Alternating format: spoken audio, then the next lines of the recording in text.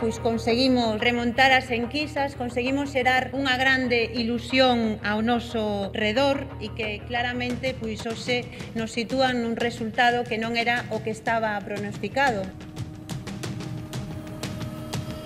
É evidente que nestas eleccións tamén se marca un punto de inflexión a respecto das perspectivas electorais do BNG e todos estes votos nos dan alento para seguir construindo e fortalecendo unha alternativa de país.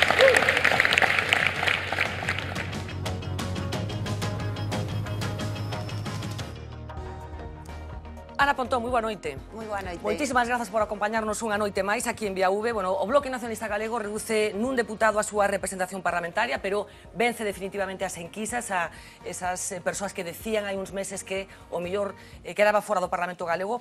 Falouse durante a campaña do efecto Pontón. En que consiste o efecto Ana Pontón?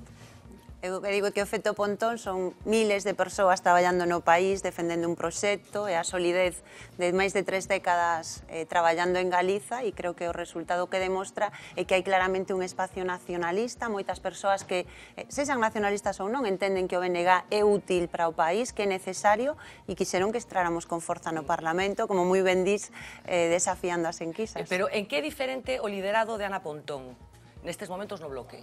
Eu o que creo que estamos nunha etapa nova que iniciamos na pasada asemblea, onde hai un cambio xeracional importante dentro da organización, onde pois se viu, non, que había o mantemento dun ideario, pero tamén adaptado a pleno ano 2016, cunha nova linguaxe máis fresca, conectando con diferentes sectores sociais, e, bueno, penso que eso foi unha das claves tamén que explica o resultado do pasado 25 de setembro. Bueno, imos bater esta conversa con Ana Pontón, están con nos tamén Adina Dumitru, moi boa noite. Moi buenas noches. Fernando Sánchez Salinero, moi buenas noches. Buenas noches. Por este lado da mesa, Miguel Anxo Bastos Boubeta, moi boa noite. Moi boa noite. Domingo San Pedro, moi boa noite tamén. Bueno, fala dunha nova linguaxe, estamos falando de cosmética ou estamos falando de algo máis profundo? Que quere facer o Bloque Nacionalista Galego 35 anos despois da súa fundación? Bueno, nós estamos nun momento, o sea, novo, no que evidentemente isto non é un problema de unha palabra ou outra, sino que é un problema de que o nacionalismo pues, tamén atravesou unha etapa de crise nos últimos anos, con convulsións no mapa político estatal e no mapa político galego que afectaron a propia definición do noso espazo, e agora estamos pois, nun momento no que despois, ademais deste resultado, pois, moitas das malas agoiros que se facían a respecto ao futuro do BNG, pois se ve que temos capacidade de regeneración, que temos capacidade de resintonizar, e o reto que temos agora por diante é claramente facer máis ampla a base social do nacionalismo, ter unha maior capacidade de introducción social e, por tanto, ampliar un proxecto pois, en clave de ano 2016. Concretamente, tres cousas diferentes que pretende facer as cousas dun xeito distinto o Bloque de Ana Pontón, se me permite a expresión, e o Bloque de hai 4 anos. Tres cousas diferentes que teñan que ver ca estrategia política do Bloque Nacionalista Galego. Eu, primeiro, o BNG non é o BNG de Ana Pontón, o BNG é unha organización de miles de persoas, e para min unha das cousas importantes que nós temos neste momento é precisamente confiar nun liderado que é un liderado máis colectivo, inclusivo, con moitas persoas e que non está basado en individualismos, porque eu creo que teño dito a mesa aquí en algunha ocasión que creo que os egos na política fan moito mal en calquera ámbito, e a mí me parece que é máis interesante a construción dos liderados apoiándote no colectivo, en equipas, e iso é algo que viñemos facendo neste momento. Nós estamos agora mesmo, pois, eu creo que facendo explicando con maior claridade que o proxecto do nacionalismo é un proxecto para solucionar os problemas do día a día das persoas, e en terceiro lugar, para min tamén é unha cuestión clave, que nun momento de cambio, a unha das apostas máis importantes que nós temos que facer é que Galiza emerxa con voz propia pois en todo o debate que se está producindo no Estado, do modelo territorial, e que non quedemos a marxe. Sí, o que pasa que iso some un pouco a mensaxe tradicional, digamos, do Bloque. Eu pedía tres cousas, senón dúas cousas concretas nese reaxuste da estrategia política do Bloque. Ben, que tú me dices, a min eso non é o que eu quería escoitar, realmente nós o que estamos empezando unha etapa diferente, que creo que se ve non só polas persoas, sino por o que fixemos nesta campaña, onde utilizamos, pois eu creo que unha linguaxe que conectou con sectores sociais moi diferentes da sociedade, onde se viu tamén pois, que temos un discurso claro, coherente, que non se fai desde a estridencia, sino que se fai desde a defensa clara e rotunda dos principios, pero non, como digo, desde a exaltación. Eu teño a sensación de que pasou o momento non en que a indignación se manifestaba pegando puñetazos na mesa, a que a indignación ten que dar paso ás propostas alternativas e facelo con contundencia, pero con tranquilidade. Pero hai algún reaxuste de prioridades? Falo, por exemplo, da autodeterminación do país. Hai un reaxuste do orden desas prioridades, digamos? Imos ver, se o nacionalismo renunciara aos seus principios, deixaría de ser nacionalismo. Nós seguimos defendendo que o dereito á autodeterminación é un dereito que teñen todos os povos do mundo, que ten realmente maior capacidade de decisión e dar pasos nesa dirección mellorará as condicións de vida dos galegos e das galegas. O que pasa que é unha estrategia que claramente é unha estrategia inclusiva, democrática, que ten que ir fiándose e construíndose desde a base, e esa é tamén unha das claves para o futuro. O nacionalismo representa unha alternativa democrática para que os galegos e galegas melloremos as nosas condicións de vida. Desafíos que vostede mesma falaba na Asamblea de Febreiro como unha refundación da organización, non? Realmente unha refundación onde se poñan de novo uns piares do nacionalismo e se abran, como dicías, as portas, que ademais era unha refundación que todo indicaba, non sei se o mellor agora o calendario ou mesmo non, que iba a tocar cara a finais deste ano. Non sei se ese sigue sendo, se este resultado electoral avala asumir agora ese proceso, esa refundación, irse de novo simbólicamente ao frontón de Riazor, ou estes son resultados que permiten máis ou menos que a estrategia que había seguir tirando para diante? Imos ver, nós, a equipa que está agora dirixindo o BNG, o certo é que no 28 de febreiro collemos a dirección da organización nun momento moi complicado, nun momento delicado. Era complicado tamén, creo que porque había moitas dinámicas herdadas do pasado na propia organización e era necesario tecer novos consensos e, sobre todo, eliminar o derrotismo, porque é unha cousa que teño clara e que creo que foi fundamental nesta campaña, que nos fixemos unha campaña absolutamente positiva, optimista, con convicción, e que iso non foi solo algo que estivera por arriba, sino que fomos capaces de contaxiar e de cambiar a propia dinámica que parecía que podía haber na campaña electoral. E realmente xerar entusiasmo en torno a un proxecto político é moi difícil nos momentos e no tempo no que estamos. Creo que fomos capaces e que esa é unha base tamén para construir unha nova organización que ten que estar baseada máis na defensa do noso ideario, das nosas propostas, das nosas alternativas, non que noutro tipo de aspectos que a veces teñen máis que ver coa vida interna das organizacións. Eu, desde logo, creo que un dos retos que nos temos por diante é que toda esa cohesión que nos temos neste momento, esa ilusión e ese entusiasmo solidifique nun proxecto que eu non creo que o problema que sexamos nacionalistas ou non. Creo que se non fóramos nacionalistas non teríamos razón de ser, e que a razón de ser do BNG é Galiza e ser útiles para solucionar os problemas que hai neste momento no país. Nós temos por diante un proceso que vai ser unha Asamblea Nacional, un proceso que chamamos o proceso adiante, que rematará, se non hai terceiras eleccións, no mes de febreiro, que é unha oportunidade para continuar nunha liña que se ve que ten conexión coa sociedade, onde nós xa fomos dando cambios na imaxe, nas propostas, nos métodos de traballos socialmente, e que temos que acabar, digamos, de solidificar ben todo ese proceso para consolidar a etapa que xa abrimos. Primeiro, ten unha ventaxa estratégica moi grande que un partido cohesionado como un Penedo. É unha cousa, sufriu unha serie de decisións, o cual é malo, no sentido que perde cuadros, perde xente, pero claro, os que quedan son absolutamente leais. E os que aguantaron hasta ahora é que son absolutamente leais, porque as expectativas eran totalmente contrarias. Os que aguantan son. E é unha ventaxa moi grande, tes unha forza moi cohesionada. Estratégicamente ten outra ventaxa moi grande. Os outros partidos que compiten no vosso espacio están fragmentados ou potencialmente fragmentados. É dicir, o PSOE está como está, e a Marea, pola propia estrutura que ten, que pode ser unha cousa que é moi ilusionante, si se gana poder despois, eso non ten forma de cohesionarse, porque ten diputados que teñen obediencia desde fora, ten diputados que teñen obediencia desde dentro. E despois tes outro aspecto moi importante, que é un partido simpático, ainda que parece que non.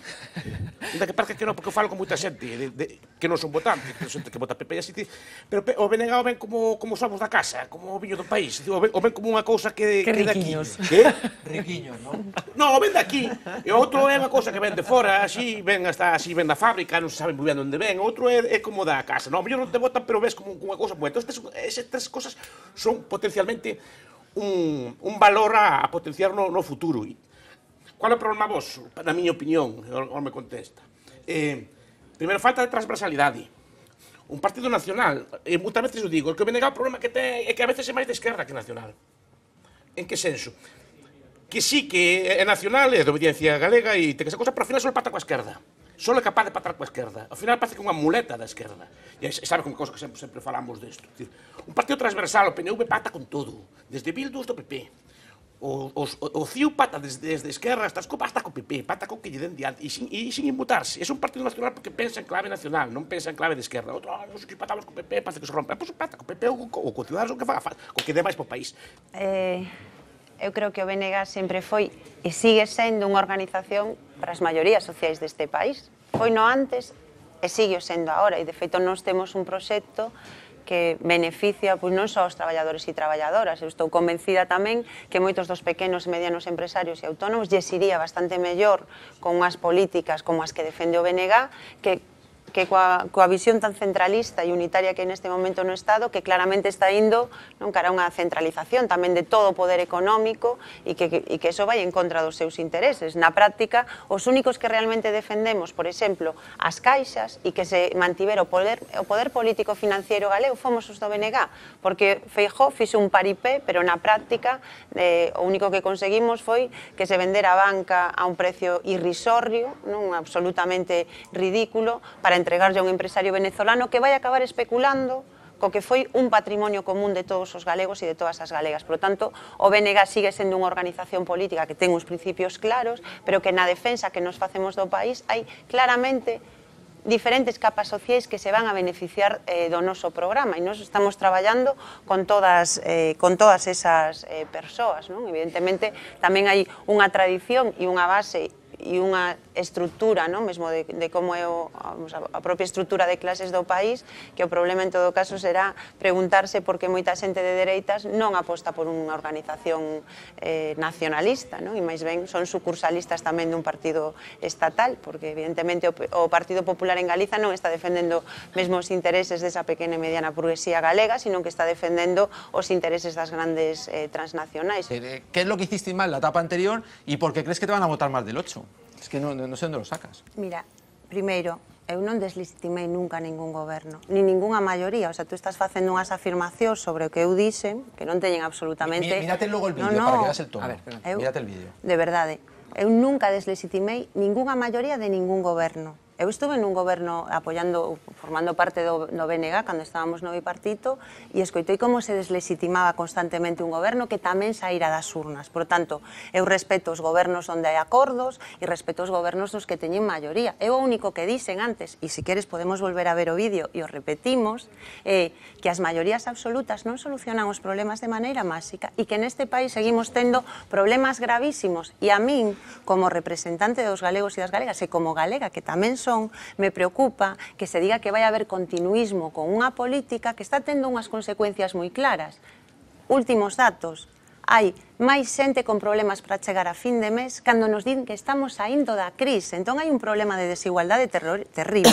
Eu estou poñendo situación sobre a mesa e temos un programa moi concreto que non me dá tempo, como comprenderás, nesta entrevista como para poder desenvolver, que implicamos, que estuvemos explicando durante a nosa campaña electoral con medidas para xerar emprego, para desenvolver os sectores básicos, para apostar por a innovación. É dicir, se queres un día nos sentamos co programa electoral do BNG e verás que ten propostas moi concretas, unhas que son para mover cuestións de marco, porque máis o nacionalismo, se algo representa e se algo simboliza é que nós non creemos que única e exclusivamente os problemas de Galiza teñan orixe nun problema de xestión.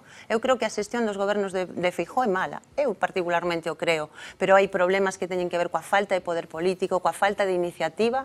É dicir, non creo que na miña boca escoitaras nunca un análise tan simplista a respecto da realidade. E o que vexo é que hai un momento diferente e que o movimento se demostra andando. Un pode vir aquí e soltar todas as palabras que queiran, pero ao final, nesta campaña electoral, a única campaña, ou unha das campañas que xente de fora do BNG recoñeceu que foi unha das mellores de propostas de Proactiva, foi a do BNG. Y hay diferentes tipos de nacionalismos, ¿no? Y yo me pregunto en qué medida también el BNG internamente se debate en este momento, ¿no? También por este cambio generacional entre dos perspectivas del nacionalismo.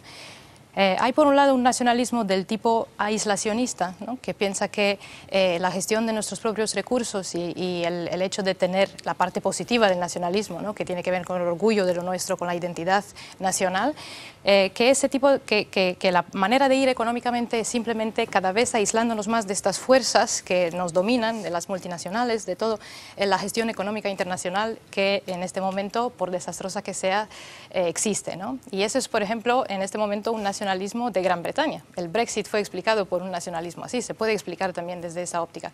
Por otro lado, hay un nacionalismo del tipo escocés, ¿no? Que es un nacionalismo que pretende defender lo suyo, pero a la vez en un sistema interdependiente, ¿no? Un sistema interdependiente proeuropeísta, y ellos quieren quedar en Europa, por ejemplo, quieren que su economía sea dependiente de la economía europea, entienden que no es posible de otra manera, ¿no? Que no haya esos intercambios.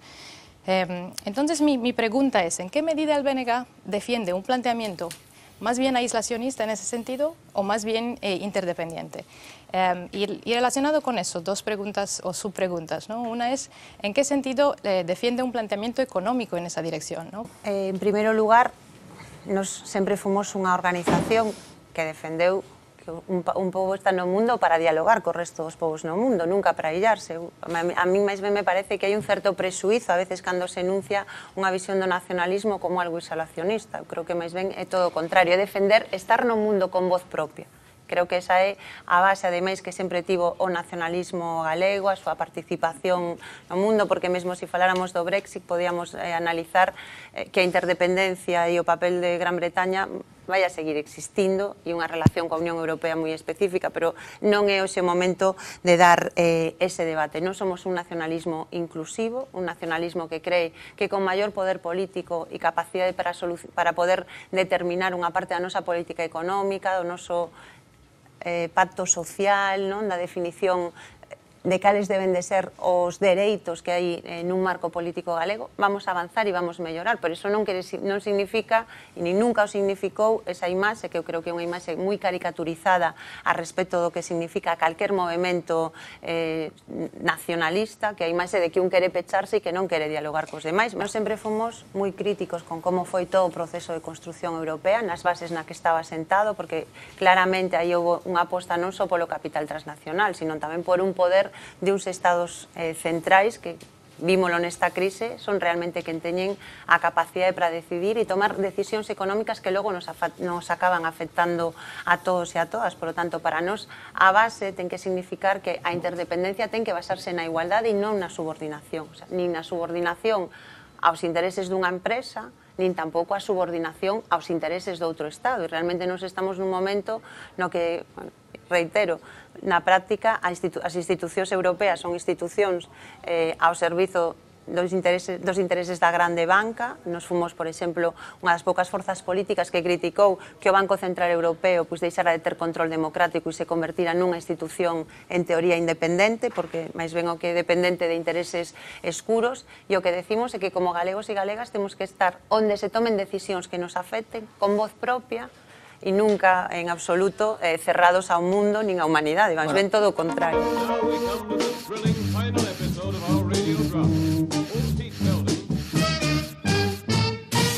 Off the record. De verdad les decimos, que lo que más nos gustaría hoy es hablar de las cosas realmente importantes, como la educación y el método Aprende Inglés con 1000 palabras de Abel Caballero. Te presentamos el curso que necesitas para pasar de aprender inglés a hablar inglés. We are delighted you are here. We are very happy you are here. El método Vaughan. And the most important thing, you are very good friends. Porque la vida no tiene subtítulos. En Happy con Semar. Pero no, hoy tenemos que hablar de no sé qué juicio. Perdón, juicios, que son dos. Y claro, como todos son medio colegas... ¿Qué pasa, chavales? Aquí estamos otra vez, ¿eh? Pues son dos, pero parece uno. Y con tanto lío, pues uno acaba metiéndose en la sala que no es. Vaya imagen esta de las colas, ¿eh? A ver cómo sale del paso el PP. Van a tener que tirar de la fórmula que nunca falla para explicarlo. Apiñados en interminables colas y bajo un sol de justicia, venezolanos emprenden una vez más su particular vía crucis para conseguir alimentos en los principales supermercados del país. Esto porque mira como todas estas personas mayores y mire, estamos haciendo cola para poder comprar. Es frecuente que se generen tumultos entre los compradores, es por ello que el gobierno venezolano empezó a desplegar al ejército y cuerpos policiales para que garanticen la seguridad.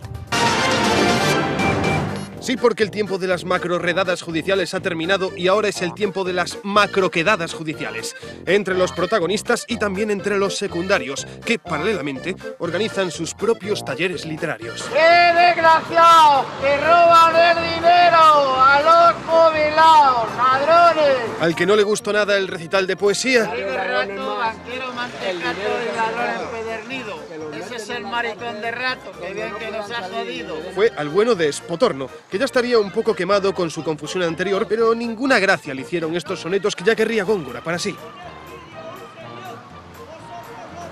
Y ahí se fue a hablar con la policía. Oye, muchachos, ya está bien, ¿no?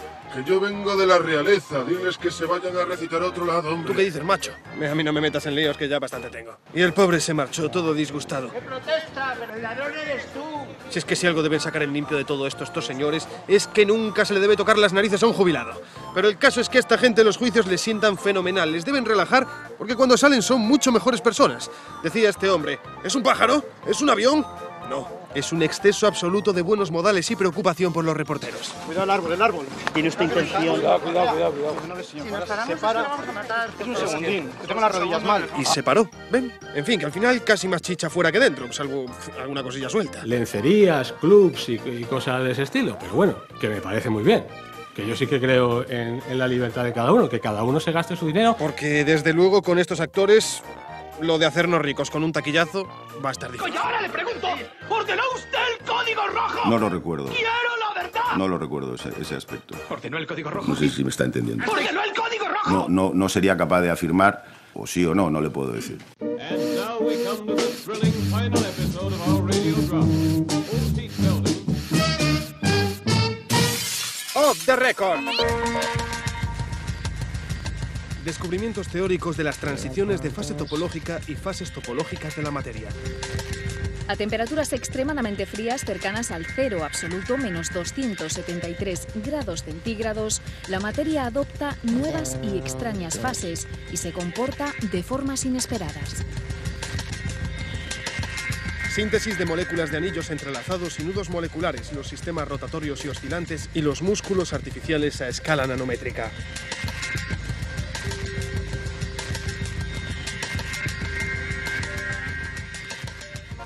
Falábamos de, eu non sei se a xente que estades metido nesto, agardades isto dos Nobel como os futboleros agardan o sorteo da Champions. Estades moi pendentes desa rolda de prensa na que se anuncia quen son os gañadores? Pois sí, isto como ver os Oscars, como ver os Goyas, estamos algúns nerviosos por a ver se lle cae, sobre todo, a alguén que ti coñezas ou alguén con quen ti tiñas colaborado, claro. Aí hai apostas? Hai apostas, claro que sí. No entorno da universidade, por exemplo, preferidos, eu vou deste, ti vas deste?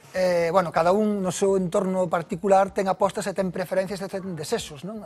Tamén un pouco por se lle toca a pedrea, non? Porque se te toca alguén que coñeces, pois, en certo modo, ti tamén sabes beneficiado. Claro, porque, por exemplo, decías antes, non? Si coincide que firmaches algún artigo con unha persoa que é reconocida polo Nobel, lóxicamente, o teu caché científico tamén sube, supoño. Efectivamente. Bueno, pois imos falar enseguida deses Nobel desta semana, a ver se conseguimos que seguro que sí que nos traduzas a importancia dos seus descubrimentos. Está con nós tamén Xavi Fonseca, moi boa noite. Boa noite, Fernanda. Un placer terte deste lado da redacción de V Televisión. Normalmente estás no outro, pero como sempre un placer que estés aquí connosco. O primeiro que quería comentar contigo, Jorge, esta posta en escena chamativa, a intención, a pretensión, a vocación da xente do Nobel de tratar de explicar algo que para a xente que non ten coñecementos básicos nin siquiera de ciencia é complicado de comprender. Hai unha convicción por parte dos científicos de que hai unha parte fundamental que explicar a xente En que consisten os descubrimentos? Por suposto, sobre todo, detéctase que hai esa necesidade, non? O mercado demanda iso, e a propia Academia, a sueca, e o propio Comité Nobel, a propia oficina dos Nobel, que non ten moita xente, ten 4 ou 5 persoas traballando aí diariamente, pero notan iso, por iso cambiaron a súa web está moito máis enriquecida con recursos, fan unhas notas de prensa pois, moi boiñas, e sobre todo os que saen aí cada vez son máis figuras, cando vin sacar ao Don nun setal, isto sabe a flipar, non? Entón o Nobel, pois a Academia e todo o Comité de Nobel fai moi ben. Bueno, eso da divulgación científica que xa todos comprendemos que é fundamental, aquí en Galicia hai maravillosos divulgadores, contigo, por supostísimo, entre os millores. Por que é importante recibir un Nobel? Pois o Nobel é importante porque as persoas que gañaron ese premio ao longo da historia son moi importantes. O prestixio dun premio é proporcional ao prestixio das persoas que o gañaron. Entón ti miras a historia dos Nobel e tes Einstein, tes Marconi, tes Fleming, tes Hemingway, tes Churchill, que tamén é premio Nobel de literatura, tes Obama. Entón ti analizas Ramón y Cajal, e tes toda esa playa de grandes cracks, de persoas que revolucionaron completamente a nosa vida, que, por mor diso, ese premio Nobel é un premio máis importante do mundo. Xa non é o premio máis dotado do mundo. Hai un premio que se dá, que o dá un ruso, un millonario, que multiplica por 4 a dotación do Nobel. O sea, que importante aquí non é a pasta, digamos, sino o prestixio que conleva. Decías, nunca se equivocou o Nobel, nunca apuntou mal, nunca acabou sinalando alguén que finalmente non merecía tanto mérito? Sí, hai casos na historia, moi poucos, pero houve casos nos que se equivocaron. Non xente que a mellor pretendía curar certas cuestións, enfermedades mentais con lobotomías, que era facer basicamente buratos na cabeza, que iso era unha auténtica animalada, pero iso aconteceu. Pero vamos, quen tiene boca se equivoca. Pero de 116 anos de historia que leva o premio, agás algúns anos que non se deu na Guerra Mundial, os fallos son moi poucos. O sea, que realmente ti miras a nómina que hai na listaxe é abraiante. Equivocacións houve, sí, pero cada vez menos. Cada vez menos. Bueno, pois imos polos premios deste ano. Empezamos por física. Primeiro, isto da materia exótica, que queda moi ben nos titulares e que parece que sabemos de que estamos falando cando falamos de materia exótica. Que é exactamente, Jorge, a materia exótica? Bueno, vasme permitir que che faga un pequeno paréntesis antes de responder iso, porque teño aquí a Xavi, que é moi fan de Kip Thorne, que era un gran candidato, non sei se depois falaremos disto, eu xa dixen a Xavi que non lle iba a tocar este ano, non lle tocou estes da materia exótica. Pois a materia exótica é levar a materia a unhas situacións que non son as convencionais. Nós vivimos en 3 dimensións. Construímos as cousas ao largo, ao ancho e para arriba. A materia, tal como coñecemos, está feita de pezas que se van ensamblando. Esas pezas que se ensamblan teñen as súas propias regras de xogo e de vez en cando cambian de golpe. Por exemplo, esta auga, tipo la ferver, e hai un momento no que se volve gas. As propiedades do gas non teñen nada que ver coas propiedades do líquido. Se lle metes moito frío, fais un cubito de xeo, non ten nada que ver coa auga. Esas son as que nós coñecemos en 3 dimensións. Pero, que ocorre? Se ti a materia a levas a unha situación na que está en 2 dimensións, isto parece nos raro. Como podes facer 2 dimensións se vivo en 3? Pois sí que podes facelo. Por exemplo, co famoso grafeno. Mantas de átomos que somente cohabitan con cosas que están á súa dereita, á súa esquerda, diante ou detrás. Non hai teito, non hai abaixo, non existe por riba nin por abaixo.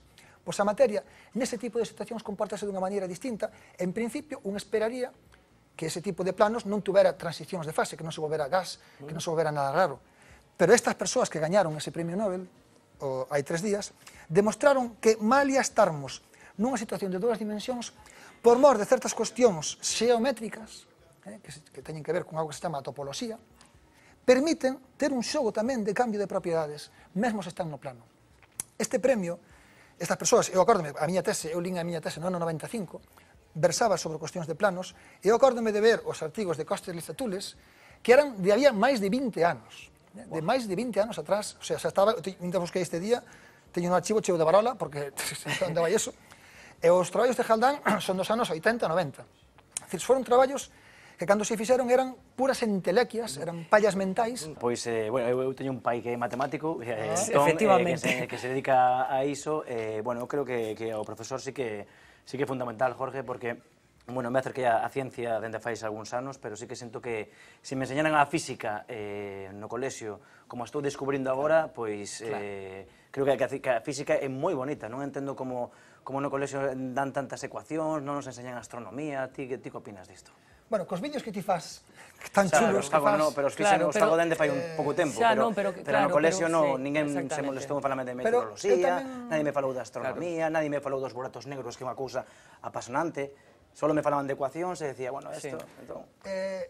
Procuro ser positivo. Eu creo que as novas fornadas de xente que está accedendo ao sistema educativo fai no millor, cada vez hai máis posibilidades, e, dende logo, pois, eu teño que dicir que penso que o ensino hoxe en día ten máis posibilidades das que tiña antes. Outro tema é a actitude que exista xeral, de que se intenta a ir máis a xogar a cousas rápidas, que se desincentive a cultura do esforzo, que é unha cosa que decía Vilaní, polos deberes, que decía que os deberes son necesarios porque unha persona necesita ese momento só de curre, de sufrimento para aprender, que senón non aprende. Pero, bueno, imos... O debate, polo menos, existe, e xa é algo, non? Que estemos falando desto, que nos estemos preguntando si ensinamos ciencia dunha forma xeitada. Xavi está un pouco disgustado hoxe, porque hai algunha mala noticia dun acontecemento que ti viviches en primeira persoa este pasado verán. Estamos falando de Starmus, subtitulado como o maior festival científico do mundo. Que vai pasar? Cal é a nova de hoxe, Xavi? Bueno, Starmus é o maior festival científico do mundo porque, solo por dar algúns datos, Fernanda, 11 premios Nobel na última edición, 7 astronautas, entre eles un cosmonauta, Leonov, que foi a primeira persona que deu unha viaxe polo espacio, os mellores divulgadores científicos como Neil deGrasse. O que pasa é que Starmus ten dous padriños moi importantes, un deles foi Stephen Hawking, e outro Brian May, que ademais de astrofísico é o guitarrista de Queen, e cando Brian May, polo que a mí me explicaron, levanta un teléfono, pois veñen todos. Ex-reitor de Liverpool, por certo. Entonces, nesta última edición, además, foi un homenaxe a Stephen Hawking e se reuniron todos. Eles mesmos estaban sorprendidos de que en España se reunisen en Tenerife tantos científicos, pero tamén é certo que este home, Gary Gesara-Elian, que é un astrofísico de orixen armenio, pois estaba bastante disgustado porque, do parecer, dende o principio non tivo moita financiación. El mesmo decía que foi empresa por empresas esas famosas do IBEX, e que ninguén mostrou interés. Entonces, el acaba de decidir trasladar Starmus a Noruega. Isto é unha noticia moi triste. Ben é certo que o Partido Popular está marcando unhas liñas que xa marcara no anterior proceso electoral. Non queren un apoio. Sempre se falaron exclusivamente dun goberno de coalición. O 20 de decembro se falaba abertamente un goberno de coalición. Obviamente o Partido Popular o que quere que se molle tamén no goberno e na toma de decisións o Partido Socialista. Non son unha cuestión de absterse ou non que vai a provocar un cisma no Partido Socialista, como provocou tamén na socialdemocracia alemana, e iso tamén, esas abstencións reiteradas da socialdemocracia alemana, significaron que Lafontaine e moita xente acabaron montando un partido. Que alternativa tiña o Partido Socialista? Baixo o teu punto de vista, abstraigámonos, se é posible, tendo en conta que aconteceu o pasado sábado. Son incapaz, sei que cando falamos de terceiras eleccións, a xente se asusta. Pola vía corta vamos ir a unhas terceiras eleccións, porque con este escenario eu creo que un goberno non aguanta máis de 2 anos. 2 exercicios fiscais, 2 orzamentos, quizáis tamén axudado seguramente con algunhas, falábamos antes, non, a posibilidade de algunha modificación legislativa europea que permita avanzar, e logo eu creo que o Partido Popular vai poñer en riba da mesa, votar o teito de gasto, votar os orzamentos e determinadas cuestións de política exterior e política europea que obviamente van a ir no paquete. O Partido Socialista, aínda que está falando só da investidura, está disposto a coller a parte polo todo e asumir todo o paquete. Ese é o debate que ten que ter o Partido Socialista e que, dende logo, descorazonador, porque en menos de 2 meses o discurso do Partido Socialista cambia non só con respecto a un proceso electoral anterior, senón prácticamente en dos últimos 15 anos de política socialista con respecto a esa correlación co Partido Popular. Eu creo que as bases do Partido Socialista non van a entender unha abstención, non a van a entender, e ao final acabará gañando as bases e acabará gañando a militancia, porque eso se vai quedar reflexado nun congreso. Bueno, pedirei un pronóstico máis de futuro de que credes que vai acontecer co Partido Socialista, pero a foto fixa do día de hoxe e do inmediato, Carlos. Bueno, vamos ver, eu creo que hai... O que está pasando no Partido Socialista non é moi diferente do que estamos vendo acontecer en Brasil, por exemplo, non? É dicir, a principios do século XX, un escritor italiano, Curzio Malaparte, escreveu un libro que era Técnica do golpe de Estado, inspirado en como Mussolini tomou o poder. Agora, se vivise, tería que escribir que a técnica do golpe de Estado é outra. Agora faise con estatutos de partidos, supostamente con leis, con xuíces. É o que pasou en Brasil, é o que pasou exactamente no Partido Socialista este sábado. E nos dous casos perseguen o mesmo. Perseguen que a xente non poda votar. En Brasil agora hai un presidente que se chama Temer, que representa os intereses da oligarquía e que non foi eleito por ninguén, e no Partido Socialista agora é unha xestora, e esa xestora sabe positivamente que non ten o apoio das bases e da militancia do Partido Socialista, porque se fose así, home, podería convocar o Congreso, que parecería o lóxico, antes de decidir a súa posición nun eventual debate de investidura con Mariano Rajoy, ou consultar a militancia. Parece que non o van facer porque, como creo que xa sabemos todos a estas alturas, o señor Rubalcaba, o señor Felipe González, que xa están físicamente, e cobran deprisa, non? Aparte de outras empresas, todas as empresas que queren seguir facendo negocios, que non cambie nada, todas esas empresas, verdade, con sede en Madrid, que queren seguir facendo negocios, decidiron que hai que deixar gobernar a Mariano Rajoy como mínimo 2 anos, pero como mínimo 2 anos non é casual, porque o 8 de agosto o señor Guindos no Ecofin, no Consello Europeo de Economía, chegou un acordo, aquí non lo venderon, non van sancionar, non van impoñer ninguna sanción por superar o teito de déficit. Non, a sanción é que hai que recortar un 1% do PIB no 2016 e no 2017, é dicir, estamos falando cada ano de máis de 10.000 millóns de euros. Por tanto, que quere o Partido Popular? Que o Partido Socialista tamén se pringue. Por iso estaban dicindo, non nos basta co investidura, vostede agora ten que beber o cálice até as feces, vai ter que tomar a medicina inteira. O Partido Socialista, o Partido Popular quere que, igual que pasou, porque eu aí sí que non estou de acordo con Rubén, non é a primeira vez, é exactamente o que sucedeu no ano 2011, en setembro, cando modificaron a Constitución. Eu, non sei, a min estas teorías intentando retorcer ou facer interpretacións e lecturas alleas aos resultados electorais, creo que non se asustan nin a realidade e, ademais, creo que retorcer as cousas dunha forma, a veces, non sei, para intentar justificar o que podemos facer nós ou que é o noso discurso. Isto é como a navalla de Ockham, quizáis o máis sinxelo é realmente o que explica millor o que está a pasar. E a realidade é que hai uns resultados electorais. Hubo uns resultados electorais en decembro e houve outros resultados electorais en novembro. E desos resultados electorais non dan maioría ao Partido Popular, claro que non a dan, pero o que parece a lectura real ou máis verídica ou que mellor se axusta a ese resultado electoral é que só hai 3 posibilidades. Unha, que o Partido Socialista bloquee a constitución dun novo goberno e vayamos a unhas eleccións agora en decembro. Que o Partido Socialista posibilite a constitución dun goberno en decembro, pero que impida a gobernabilidade, co cual teríamos eleccións dentro de 2, 3, 4, 5 meses. Quer dicir, porque non pode aprobar presupostos, non pode aprobar o teito de gastos, non poder aprobar absolutamente nada, iríamos a unhas eleccións inmediatas. E a terceira opción é que o Partido Socialista actúe con responsabilidade, permita tanto un goberno como a gobernabilidade, da forma que se estableza, da forma que se vexa, a través de acordos, a través de pactos, a través de consensos. Lembrame ese conto que coñeceredes seguramente do forasteiro que nunha cidade preguntalle ao paisano como por onde se vai a estación de tren. E o paisano indicalle a dirección totalmente contraria para a estafeta de correos. E dille, entón, e de paso, se vostede é tan amable, se me quere levar esta carta para... E iso, sí, que a levo. Na confianza, o forasteiro, de que no camiño abriría a carta porque podía conter algo valioso. De maneira que engano total. Engano aquí a ver quen engana máis. A min, que é o que me parece, en primeiro lugar, delirante. Pareceme, é o mundo ao revés, o mundo ás avesas. Pareceme delirante que, neste caso, o señor Rajoy, candidato á investidura, diga que non pon condicións. Pero como que non pon condicións? Condicións ponas... Non poño condicións, pero hai 7 ou 8 cousas que hai que negociar. Sí, que agora se chaman de outra maneira. Pero, en todo caso, condicións que nas pon ou que en boa lógica debería poñelas é quen está ou estiver disposto a Pero está en condicións o Partido Socialista de por condicións?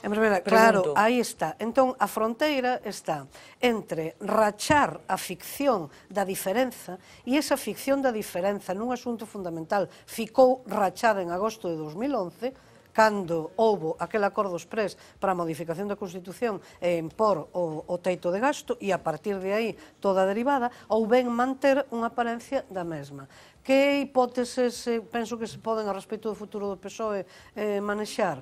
Eu non coido que haxa unha escapada, unha fuxida cara a Podemos. Eu supoño que no momento actual estarán recontando forzas e tratarán de o sector oposto á xestora actual contrario a conceder a abstención, sí, algo así, contrarios a concederen a abstención na sesión de investidura de Mariano Raxoi, pois que estarán recontando efectivos e tratando de fortalecerse para tomaren a revancha no outro futuro.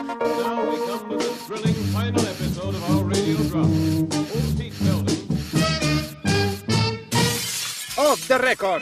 Bienvenidos al Off the Record, alias OTR. Las súas bocas, a través deste OTR. Como hai quen le llama por aí. É moi irónico todo isto, non? Sí, mogollón de irónico. Aquí hacemos de todo un poco. Coger algo de aquí, algo de acolá y montarlo. Vamos a ver cómo respira. Cómo respiraba. Y así todo el rato. ¿Por qué se escuchará bastos? O sea, ¿ti crees que non podemos dar por morto a Pedro Sánchez? No, está vivo. Está vivo. E inspirarnos. No, está vivo. Está vivo, está vivo. Él sí que sabe analizar la actualidad como nadie. Que si Ciudadanos son as... non sei, judías do país. Pues el BNG es... O BNG ven como somos da casa, como o billo do país. Y así vamos componiendo un bo xantar. Ya les contaremos qué son el resto. Luego hay otros que se marcan ahí un speech super currado y en un plis-plas les tiran abajo su castillo de naipes argumental. Bueno, pues déjame que avancemos en el argumento. Entonces, ¿tú cuál tenía que ser la hoja de ruta, quiero decir? Está rompiendo todo el esquema de lo que estaba planteado. Yo me tienes toda la tarde, toda la noche. Me tienes toda la noche para replicar y ahora cuando tengo que replicar me metes nuevos deberes. Así. Pero en fin. Al margen ya de las bromas o, bueno, comentarios. Digamos que Vía V está bien para liberar tensión, que en este plató siempre hay quien tiende a la sobrecarga muscular. Sí, mire, perdone, antes de nada. Antes de nada. Con relación ao terremoto, aquí non hai terremoto ningún. Dado que todos os diputados son de Marea, sí. Tamén é incorrecto que ustedes collan e os agrupen aí, bueno, porque aparte... Incorrecto non é. Sí, verifica. E vayanse acostumando a tratarnos como un partido político que somos. Lle corrixo información nada máis. Pero que non hai nada que corrixer, non hai nada erróneo. Vamos a calmarnos, hombre, que al final lo de la doble militancia era obvio y había que admitirlo. Y como lo de rectificar mola lo justo, pues los cánones dicen que mucho mejor si lo haces en bajito y muy rápido, que así se nota menos. ¿Hay militancias distintas, sí o non? Se dixen que meter sobre militancia, A ver, es un pequeño troleo, pero sin maldad, que ellos bien que nos trolean a nosotros cuando les hacemos preguntas ahí, todas curradas, intentando sacar conclusiones. Usted non ten territorio, nin tampouco ten un gran peso orgánico. Si nos contestan cosas como... Mira, Ernesto, o meu territorio como líder da Marea é o territorio nacional de Galicia. Oh. E en segundo lugar, como en canto ao peso orgánico, eu sempre dixendo desde o principio, considero-me fillo da confluencia. Sí. Si lo llega a saber Pedro Sánchez y el sábado en vez de montarse la que se montó hubiese dicho me considero hijo de la militancia y Santas Pascuas. Pero nada, que de aquí a la próxima semana seguiremos esforzándonos en sacar nuevos términos de la manga. Una lucha fratricida. Miguel Iceta. Irrisorio. Y seguiremos tratando de resucitar el cine kinky para darle algún papel a Salineros. Pero vamos a ver. ¿Pero quién es Pedro Sánchez? Este es un tío que no puede ofrecer absolutamente nada porque no es nadie. Tranquilo, tronco, que nos vemos la próxima semana. Hasta luego, Lucas. And now we come to the thrilling final episode of our radio drama. Off the record.